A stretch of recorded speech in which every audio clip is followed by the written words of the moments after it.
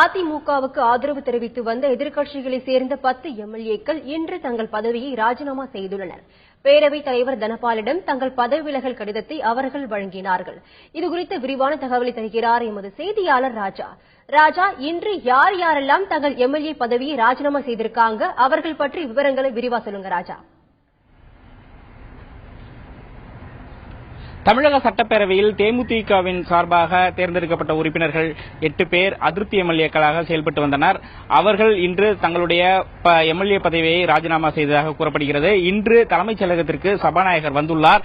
இன்று காலை அவர்கள் தலைமைச் செயலகத்திற்கு வந்துள்ளனர். வந்து சபாநாயகரிடம் தங்களுடைய ராஜினாமா கடிதங்களை கொடுத்துவிட்டதாக தகவல்கள் தெரிவிக்கின்றன.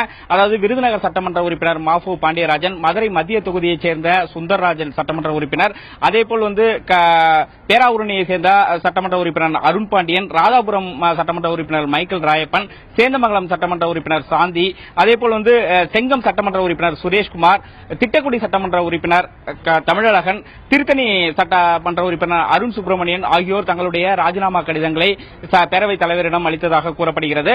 அதேபோல் பாமகவில் இருந்து நீக்கப்பட்ட சட்டமன்ற உறுப்பினர் அணைக்கட்டு சட்டமன்ற உறுப்பினர் கலையரசனும், அதேபோல் புதிய தமிழகத்தை சேர்ந்த நிலக்கோட்டை சட்டமன்ற உறுப்பினர் ராமசாமி ஆகியோர் இன்று தங்களுடைய எம்எல்ஏ பதவிகளை ராஜினாமா செய்ததாக கூறப்படுகிறது. இதற்கான அதிகாரப்பூர்வமான அறிவிப்புகள் இன்னும் வெளியாகவில்லை. இன்னும் சிறிது நேரத்தில் அதிகாரப்பூர்வமான அறிவிப்புகள் வெளியாகலாம் என்று தெரிகிறது.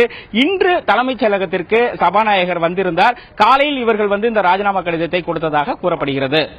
ராஜா, இப்ப இன்னும் அதிகாரப்பூர்வமாக தகவல்கள் வெளியாகவில்லை. அந்த நிலையில இந்த 10 பேர் நீண்ட காலமாவே பேரவைக்கு உள்ளேயும் வெளியேயும் அதிமுகவை ஆதரித்து வந்தவர்கள் தான்.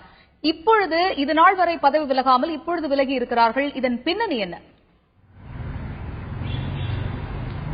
அதாவது தேமுதிகவை சேர்ந்த அந்த 8 சட்டமன்ற உறுப்பினர்களும் அதிருப்தி சட்டமன்ற உறுப்பினர்களாக இங்கு சபையில் தங்களுடைய கருத்துக்களை தெரிவித்து வந்தனர். தேமுதிகவுக்கு எதிராக தெரிவித்து வந்தனர். முதலமைச்சர் அதிமுக அரசுக்கு ஆதரவாக அவர்கள் செயல்பட்டு வந்தனர். ஏனென்றால் அவர்கள் ராஜினாமா செய்துவிட்டால் கட்சி தாவல் தடை சட்டத்தின்படி அவர்களுடைய பதவி பறிபோய்விடும். அதாவது 1/3 பங்கு உறுப்பினர்களுடைய பலம் இருந்தால் மட்டுமே அவர்கள் தனித்து செயல்பட முடியும். தேமுதிகவினுடைய மொத்த பலம் என்பது 29 சட்டமன்ற உறுப்பினர்கள் தேர்ந்தெடுக்கப்பட்டனர். அதில் ஒருவர் பண்டுட்டி ராமச்சந்திரன் தன்னுடைய பதவியை ராஜினாமா செய்துவிட்டார். 28 சட்டமன்ற உறுப்பினர்கள். அப்படி இருக்கும்பொழுது இவர்கள் 8 பேர் தனித்து செயல்படுகின்றனர்.